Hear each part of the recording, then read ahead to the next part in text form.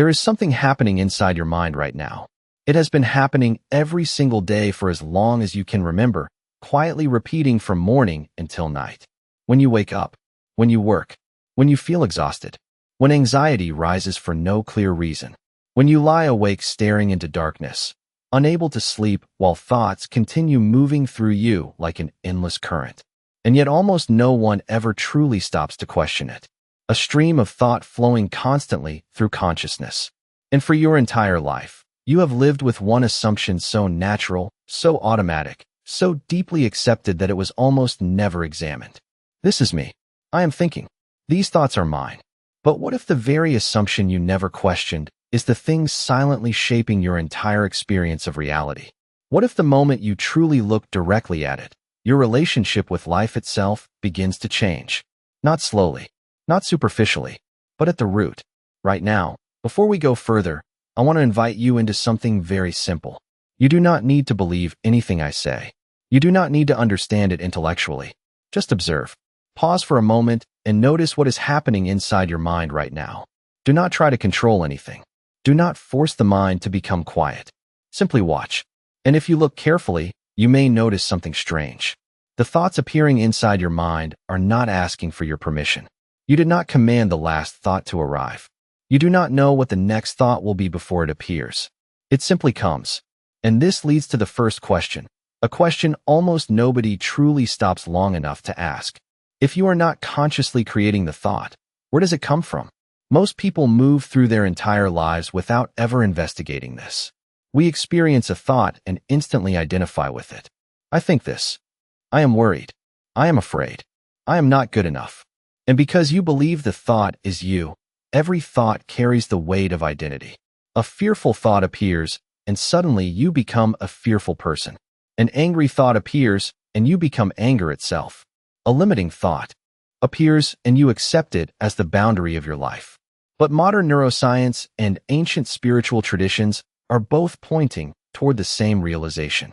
By the time you become consciously aware of a thought, your brain has already begun processing it approximately 300 to 500 milliseconds earlier. In other words, you do not create the thought.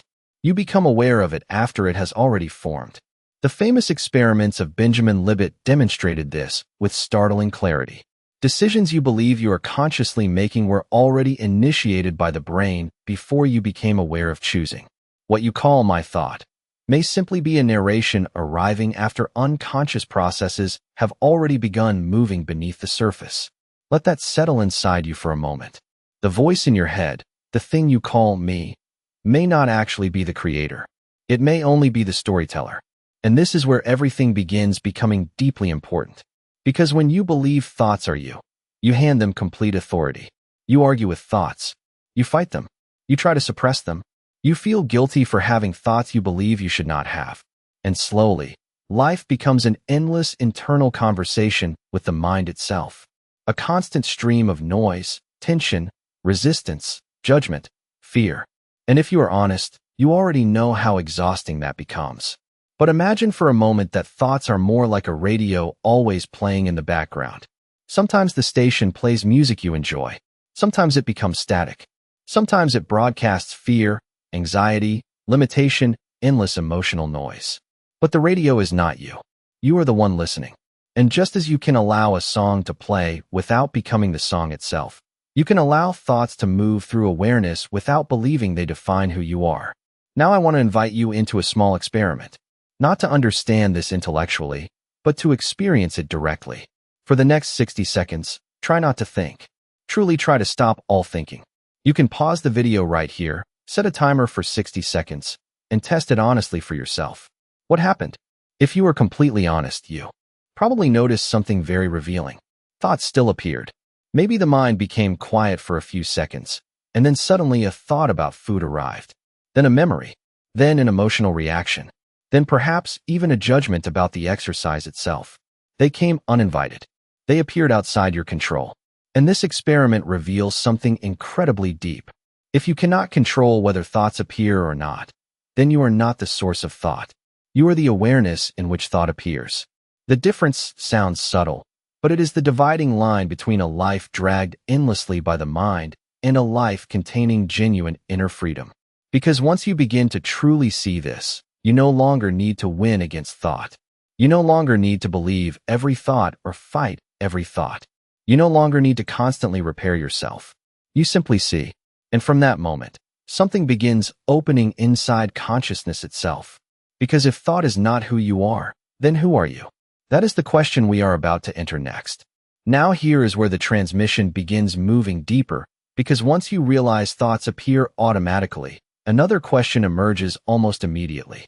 If thoughts are not consciously created by you, then why do the same thoughts keep returning again and again? Why do certain fears repeat for years?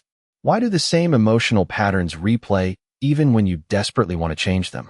Why does the mind keep circling around the same worries, the same insecurities, the same imagined futures as though trapped inside an invisible loop? Most people believe this happens because the thoughts themselves are true. But according to both neuroscience and ancient awareness traditions, repetition is not proof of truth. Repetition is proof of conditioning. Your brain is not designed primarily to discover reality. It is designed to predict it, creation happening in the present moment. It is memory replaying itself through the nervous system. The mind continuously projects the past forward, trying to protect you from experiences it already learned to associate with pain, rejection, failure, humiliation, abandonment, or uncertainty. Imagine a person who experienced rejection years ago during childhood. Perhaps they were ignored, criticized, or emotionally abandoned repeatedly. The original event may be long gone physically, but the nervous system recorded the emotional imprint. And now, years later, before a conversation even begins, the mind instantly starts generating thoughts like, "They probably do not like me. This will go badly. I am going to embarrass myself." The person assumes these thoughts describe reality, but often they are not describing the present at all. They are describing an unresolved emotional memory still echoing beneath conscious awareness. According to the transmission, this is one of the greatest misunderstandings of human consciousness. People think they are reacting to life as it is. Thought loops. Certain people trigger certain emotional identities. Certain memories activate entire internal realities within seconds. And once you begin noticing this, a profound shift becomes possible. You start realizing that thoughts are not random truths descending from nowhere. They are conditioned responses shaped through repetition, memory, emotion, and survival imprinting. This is why the transmission introduces a simple but powerful practice, tracing the origin of thought. For the next 14 days, every time a strong negative thought appears, pause and ask yourself one question. When have I felt this before? Not intellectually, emotionally. Let the body answer before the mind does. And what many people discover is astonishing. The emotional texture of present thoughts often leads directly back to old experiences they never fully processed. Fear of rejection traces back to childhood criticism. Fear of abandonment traces back to emotional inconsistency. Fear of failure traces back to humiliation or shame experienced years earlier. The current thought is not the source. It is the echo. And according to the transmission, this realization changes your relationship with thought completely. Because once you see thoughts as conditioned echoes rather than ultimate truth, you stop worshiping every mental narrative as reality itself. You begin creating space between awareness and thought. And inside that space, something extraordinary starts happening. For the first time, consciousness gains the ability to witness the pattern without automatically becoming the pattern. The mind may still produce fear. The nervous system may still react temporarily, but awareness no longer collapses completely into identification. You begin seeing the mechanism while it operates. And that single shift quietly changes the architecture of your inner world. Because the moment you stop unconsciously believing every recurring thought, the old emotional programming begins losing its authority over your reality. Now the transmission begins revealing something even deeper, because once you understand that recurring thoughts are conditioned echoes from the past, another realization slowly emerges. Thoughts do not remain only inside the mind of your life. In other words, the body is continuously participating in the reality you experience. The problem is that most people are trying to change life from the level of thought, while remaining emotionally identified with the old identity underneath. They are attempting to create a new reality while still emotionally rehearsing the old one every day. And according to the transmission, this creates internal incoherence. One part of consciousness tries to move toward expansion while another part keeps pulling awareness back into familiar fear. The mind says, "I am becoming something new," while the body quietly whispers, "Stay small. Stay safe. Do not risk uncertainty." And because the nervous system prioritizes survival above possibility, the old emotional frequency often dominates the external experience. This is why genuine transformation does not begin with forcing positivity. It begins with learning how to separate awareness from automatic emotional identification. The moment you notice fear without fully becoming fear, something changes. The moment sadness appears without completely defining your identity, something loosens internally. The transmission compares this process to stepping out of a storm instead of believing you are the storm itself. The rain may still fall. Thunder may still exist. But awareness no longer collapses entirely into the weather passing through consciousness. And over time, this changes the relationship between thought, emotion, and embodiment completely. Instead of reacting automatically to every internal sensation, you begin witnessing emotional states as temporary movements through the nervous system. This creates space. And inside that space, a new possibility appears. You stop unconsciously feeding old emotional patterns with constant identification. The transmission then introduces a daily stabilization practice. Every morning and every night for 10 minutes, sit quietly and observe thoughts and emotions without trying to control them. Not to stop thinking, not to become perfectly peaceful. Simply observe. Watch thoughts arrive and disappear. Watch emotions rise and fall. Watch the body attempt to pull awareness into old reactions, emotional states so continuously that most people never stop long enough to notice the difference between direct awareness and inherited mental noise. From the moment you were born, your nervous system began absorbing patterns from the environment around you. You learned what to fear before you learned how to think independently. You inherited beliefs about money, love, success, safety, rejection, worthiness, and limitation long before you consciously examined any of them. The transmission explains that this process happens so deeply and automatically that many people mistake inherited conditioning for authentic identity. They believe they are choosing thoughts freely when in reality they are often replaying emotional programs absorbed unconsciously over years of repetition. And this becomes even more powerful at the collective level. Fear spreads through groups rapidly. Anxiety multiplies socially. Emotional states synchronize between people without conscious awareness. Entire societies can enter the same emotional frequency simultaneously. You can feel this during moments of global crisis, economic collapse, mass panic, or intense cultural conflict. Even people physically separated from the event often begin carrying the emotional atmosphere internally. According to the transmission, consciousness is far more interconnected than the conditioned mind realizes. And while the language of the collective field is often interpreted symbolically, modern research continues revealing strange correlations between human emotional focus and measurable systems. The message references experiments involving random number generators deviating from expected statistical randomness during major global emotional events. Moments where collective attention appeared to create measurable shifts in otherwise stable systems. But the deeper point is not whether every interpretation is scientifically final. The deeper point is understanding how profoundly human beings influence one another psychologically, emotionally, behaviorally, and energetically every single day. Most people believe their anxiety belongs entirely to them personally. But according to the transmission, many emotional states moving through consciousness are amplified by collective exposure. Endless news cycles broadcasting fear. Social media repeating outrage. Cultural narratives reinforcing division, scarcity, inadequacy, urgency, and comparison. Over time, the nervous system absorbs these patterns so consistently that people begin living inside emotional environments they never consciously chose. The transmission divides thought influence into three primary categories. The first is direct present moment awareness, thoughts connected to immediate real-life situations happening now. The second is personal historical conditioning, emotional loops rooted in memory, trauma, upbringing, and identity formation. But the third category is the one most people never investigate: collective mental broadcasting. Thoughts and emotional patterns absorbed socially through repeated exposure to group consciousness. According to the message, this category may account for 60 to 70% of repetitive mental activity in many individuals without them realizing it. And once awareness begins seeing this clearly, something extremely important changes. You stop assuming every thought deserves automatic belief. You begin asking deeper questions. Did this thought originate from direct experience, or was it inherited? Is this fear actually mine, or have I absorbed it repeatedly from the environment around me?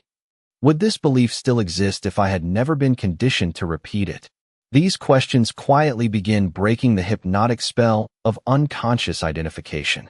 The transmission then introduces a powerful 21-day practice called thought origin investigation.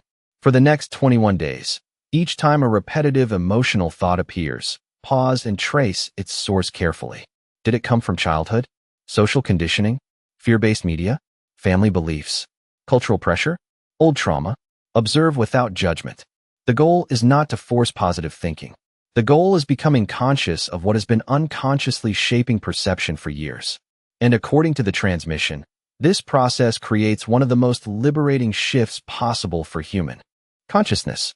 Because once awareness realizes that many thoughts are inherited broadcasts rather than objective truth, identity begins loosening from mental noise automatically. You no longer need to fight every fearful thought because you stop treating every thought as sacred reality. Instead, you begin standing as the observer behind the stream itself. And from that position, something remarkable begins happening. The collective field may still exist. Fear may still circulate through society. Emotional waves may still move through the nervous system temporarily. But awareness stops absorbing every signal as personal identity. The transmission compares this to learning how to stand in the rain without believing you are the storm. The weather can pass through the environment without defining the sky itself. And once you begin experiencing consciousness from this deeper level, your relationship with reality changes profoundly. You stop living entirely as a receiver of unconscious mental broadcasting and begin becoming intentional about what you allow to shape your inner world. Now the transmission begins arriving at one of the most important realizations in the entire journey, because this is the moment where awareness starts understanding something most people never fully see. Reality is not responding only to the thoughts moving through your mind. It is responding to the emotional relationship you have with those thoughts. And this changes everything. Most people spend years trying to force positive thinking without realizing that the nervous system still emotionally expects the same old outcomes underneath. Consciously, they repeat affirmations about abundance while the body still prepares for loss. They speak about love while emotionally rehearsing abandonment. They say they trust life while internally remaining organized around fear, control, tension, and survival. According to the transmission, this creates a hidden internal contradiction. The conscious mind wants one future while the emotional body keeps broadcasting another. And because the nervous system trusts emotional familiarity more than temporary intention, reality continues reorganizing around the old emotional architecture. This is why two people can experience nearly identical circumstances while living inside completely different realities emotionally. One person enters a conversation expecting rejection before a single word is spoken. The body tightens. The voice changes. The eyes avoid contact. Awareness unconsciously searches for signs of danger. Another person enters the same interaction open, calm, and emotionally grounded. The external situation may be similar, but perception, behavior, emotional interpretation, and energetic presence are completely different. According to the transmission, reality is filtered through state before it is interpreted consciously. And this is where the message introduces one of the deepest shifts in the entire process. The moment awareness stops fully identifying with repetitive emotional narratives, perception itself begins changing first. At the beginning, these changes are subtle, almost invisible. You may notice that situations which once triggered panic now create only mild discomfort. Conversations that once consumed your emotional state begin losing power. Old fears still appear, but they no longer completely define your experience. And according to the transmission, this is the first sign that the internal filter shaping reality is beginning to dissolve. The world outside may still appear similar temporarily, but internally something fundamental has already started reorganizing. You begin seeing possibilities where you once saw limitation. You begin interpreting uncertainty differently. You stop automatically assuming every challenge means danger or failure. And because perception changes behavior, behavior gradually changes outcomes. The transmission explains that this is why some people experience dramatic coincidences after deep internal transformation. Opportunities appear unexpectedly. Relationships reorganize naturally. New environments emerge. Certain people disappear from your life while others suddenly arrive. But according to the message, these are not random miracles descending from nowhere. They are delayed reflections of consciousness, no longer rehearsing the same emotional identity every single day. The external world slowly begins responding differently once awareness stops feeding identical emotional instructions into the nervous system repeatedly. And this is where the transmission introduces a very detailed 30-day practice called reality response journaling. During the first 7 days, your task is simple observation. Every time a strong emotional thought appears throughout the day, write it down immediately. Not just the thought itself, but the emotional state attached to it. I'm afraid this will fail. People probably don't respect me. Nothing ever changes. I always struggle financially. According to the transmission, most people are shocked when they see how repetitive their emotional narratives actually are.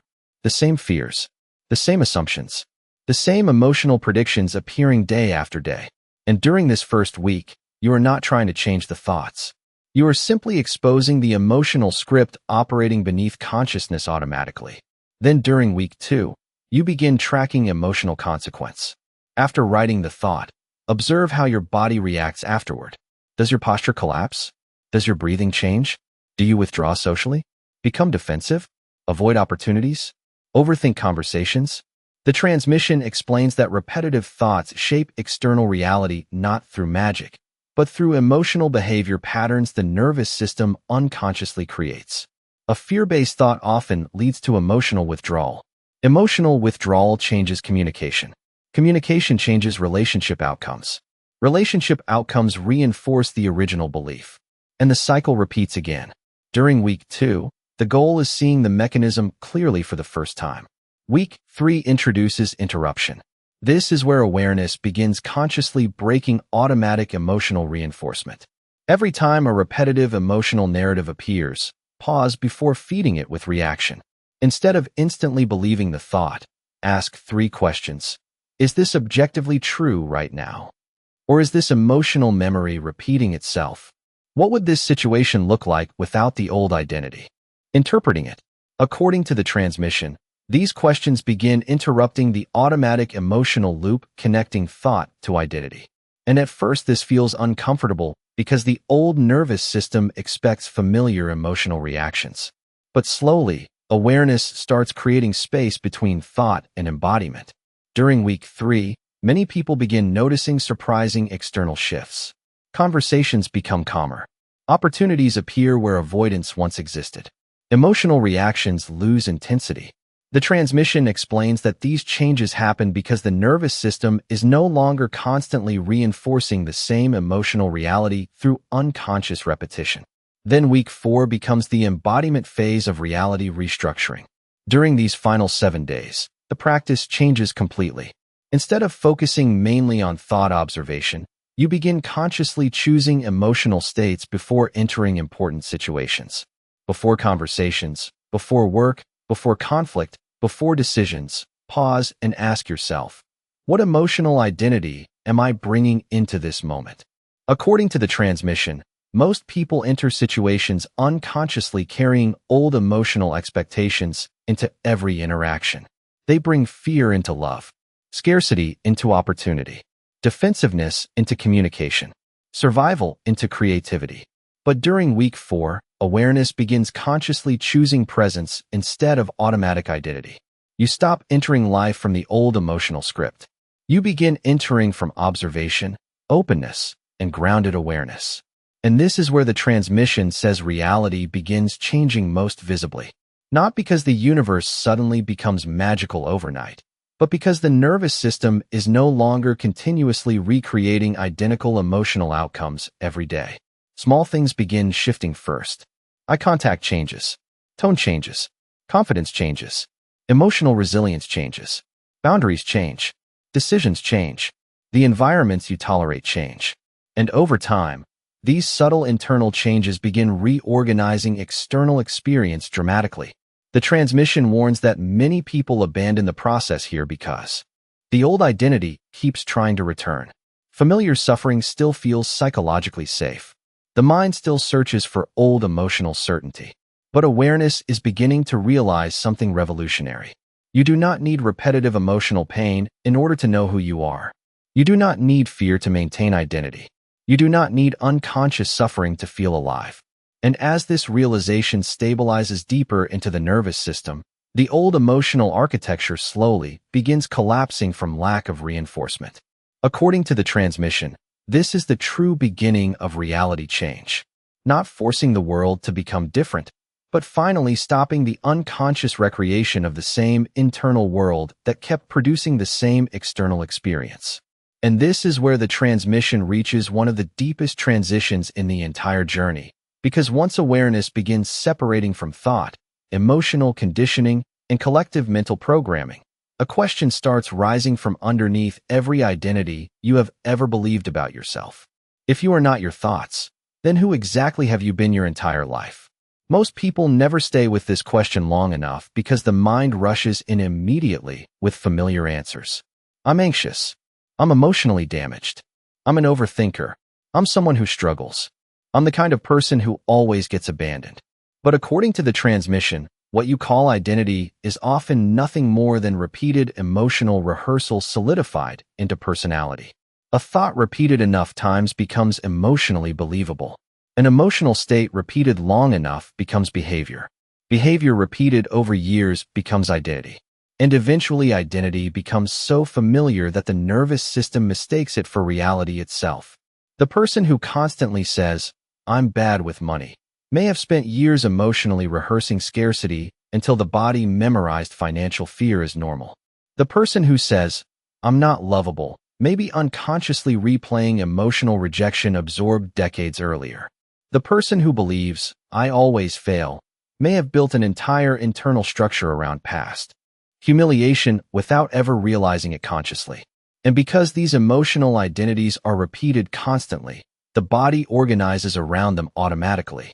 Perception filters reality through them. Relationships reinforce them. Decisions protect them. The nervous system continuously recreates them. And this is why transformation feels terrifying to the old self. Because even painful identity still provides familiarity. The old mind would rather suffer inside certainty than dissolve into the unknown. According to the transmission, this is why awakening often feels like psychological disorientation before it feels like freedom. Awareness begins loosening from the old structure, but before a new inner coherence stabilizes, people often enter a strange in-between state where the old self no longer feels real, but the new self has not formed clearly yet either. This creates emptiness, silence, confusion. The mind begins panicking because it no longer knows who it is without the constant repetition of old emotional stories. And this is where the transmission introduces one of the most important practical processes in the entire video, a 4-week identity reconstruction protocol designed to retrain awareness, language, emotion, and nervous system response gradually instead of forcing transformation unnaturally.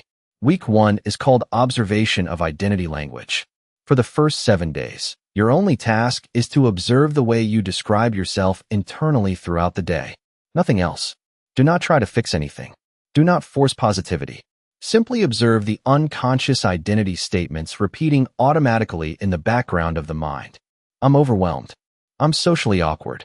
I'm always anxious. I never finish anything. People never understand me. I always get hurt.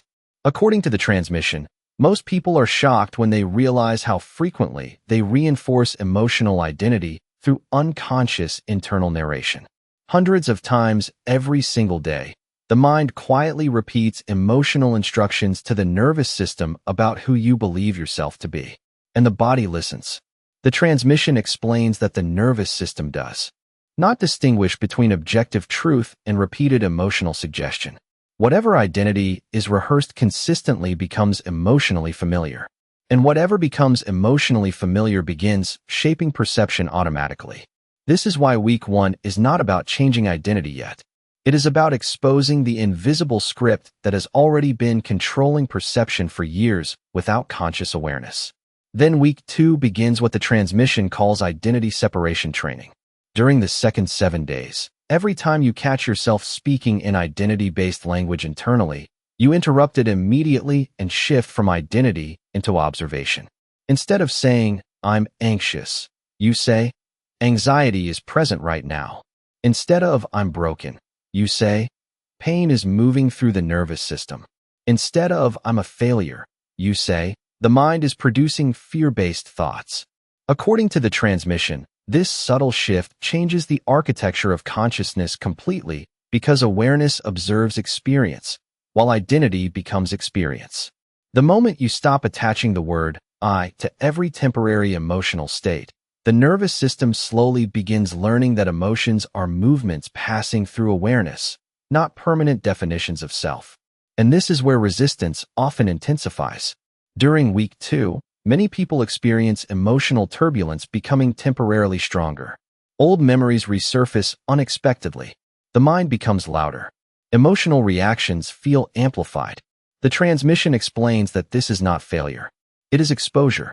The unconscious structure is becoming visible for the first time instead of operating automatically beneath awareness. What was hidden is now being witnessed consciously. Then week 3 begins the interruption phase, the stage where awareness learns to exist between trigger and reaction. According to the transmission, most human behavior is not conscious choice. It is conditioned emotional reflex. Someone criticizes you and defensiveness activates automatically. Someone withdraws emotionally and abandonment programming immediately takes control. A fearful thought appears and the body collapses into survival mode before awareness even notices what happened. But during week 3, the practice changes. Every time an emotional trigger appears, you pause before reacting. Not to suppress emotion, not to fake calmness, but to witness the emotional movement before identification fully forms around it. The transmission compares this process to standing beside a river instead of drowning inside the current. The emotional wave still exists. The nervous system still reacts temporarily, but awareness stops collapsing completely into the emotional movement automatically. And according to the message, this single shift changes everything. Because once awareness learns to witness emotion before becoming emotion, the old identity begins weakening dramatically. Emotional triggers lose some of their authority. Reactions become slower. Space appears between stimulus and identity. The nervous system begins learning that awareness can remain present without immediately becoming every emotion moving through it. Then the transmission enters week 4, the embodiment phase. This is where the new relationship with identity starts becoming lived reality instead of intellectual understanding. During the final 7 days, the instruction becomes very specific. Stop asking, "What would the old version of me do?" Instead ask, "What feels true without the old story?" Before every important decision, pause long enough to notice whether the reaction is emerging from awareness or from the old emotional identity trying to survive. According to the transmission, this is where reality itself begins reorganizing, because the nervous system starts learning a completely different way of existing. Small behaviors begin shifting first. The tone of your voice changes. Eye contact changes. Boundaries change. Reactions change. The opportunities you allow yourself to see begin expanding. The emotional environments you tolerate begin changing. And over time, these subtle internal shifts begin producing entirely different external experiences. But the transmission also warns that this stage is where many people unconsciously retreat back into old identity because uncertainty feels uncomfortable. Familiar suffering still whispers seductively. The old emotional structure still wants reinforcement. The mind still searches for familiar pain because pain once provided identity coherence. But awareness is slowly realizing something revolutionary. You do not need suffering in order to know who you are. You do not need fear to maintain identity. You do not need emotional pain to feel real. And as this realization stabilizes deeper into the nervous system, the old self begins dissolving naturally, not through force, not through suppression, but through lack of unconscious emotional repetition. According to the transmission, this is the true beginning of inner freedom. Not controlling every thought, not becoming spiritually perfect, but finally realizing that awareness itself exists before every fear, before every emotional pattern, before every inherited identity the mind once believed was permanent. And once consciousness begins living from that realization, reality itself starts responding to an entirely different version of you. And this is where the transmission reaches one of its deepest revelations. Because once awareness begins separating from emotional conditioning, another truth slowly emerges beneath everything you once believed about yourself. The nervous system has rehearsed survival for so long that many people no longer remember how to exist without tension. At first, this sounds almost impossible to recognize. Most people assume stress is created entirely by the outside world. Work, relationships, money, conflict, uncertainty. But according to the transmission, the deeper issue is that the body eventually becomes chemically attached to familiar emotional states. The nervous system memorizes emotional survival patterns through repetition until stress itself begins feeling normal. This is why some people unconsciously recreate chaos even when life finally becomes peaceful. Silence feels uncomfortable. Calmness feels suspicious. Stability feels unfamiliar. The body has spent years preparing for danger, rejection, disappointment, or loss until emotional survival becomes the default setting of identity itself. And according to the message, this is one of the greatest hidden barriers preventing transformation. Because even when the conscious mind wants peace, abundance, love, expansion, or freedom, the body may still be emotionally organized around fear and survival. The transmission explains that this is why people often sabotage positive change the moment life starts improving. A healthy relationship suddenly feels emotionally boring. Financial opportunity creates anxiety instead of excitement. Deep connection triggers withdrawal. Rest creates guilt. Stillness feels unnatural. The body unconsciously searches for the emotional chemistry it learned to associate with being alive. And this is where the transmission introduces one of its most important realizations. Most people are not addicted to suffering itself. They are addicted to emotional familiarity. The nervous system chooses what feels known, even when what feels known creates pain. This is why intellectual understanding alone never fully changes reality. You can study consciousness for years while emotionally rehearsing the same fear every day. You can repeat affirmations while the body still prepares for rejection internally. You can meditate every morning while the nervous system continues expecting loss, abandonment, or failure beneath the surface. According to the transmission, this creates what it calls split coherence, the conscious mind reaching toward one future while the emotional body continuously broadcasts another. And because the body reacts faster than conscious thought, old emotional patterns often recreate familiar outcomes before awareness even notices what happened. This is why real transformation requires retraining the nervous system itself, not just changing beliefs mentally. The transmission then introduces a deep nervous system reconditioning process. During the first phase, the practice is simply learning to detect activation in the body before it fully controls behavior. For 7 days, every time emotional tension appears, pause immediately and notice where it exists physically. Tightness in the chest, contraction in the stomach, pressure in the throat, shallow breathing, restless hands. According to the message, most people live almost entirely disconnected from the body. They only notice thoughts after the nervous system has already entered survival mode. But during this phase, awareness begins reconnecting with the body in real time. The goal is not suppressing emotion. The goal is recognizing activation before unconscious behavior automatically follows. Then the second phase begins. During the next 7 days, every time emotional activation appears, slow the nervous system intentionally before reacting externally. Breathe slower. Relax the jaw. Release the shoulders. Unclench the hands. Pause before speaking. The transmission explains that emotional reactions escalate because the body accelerates survival chemistry faster than awareness can stabilize itself. But by interrupting the physical reaction first, awareness begins teaching the nervous system that not every emotional wave requires defense, withdrawal, control, or panic. And at first this feels deeply uncomfortable. The old emotional identity still wants urgency. It still wants reaction. It still wants the familiar chemical intensity of stress, because stress once created psychological certainty. But according to the transmission, this discomfort is evidence that the nervous system is beginning to loosen from automatic survival conditioning. Then the third phase begins, emotional neutrality training.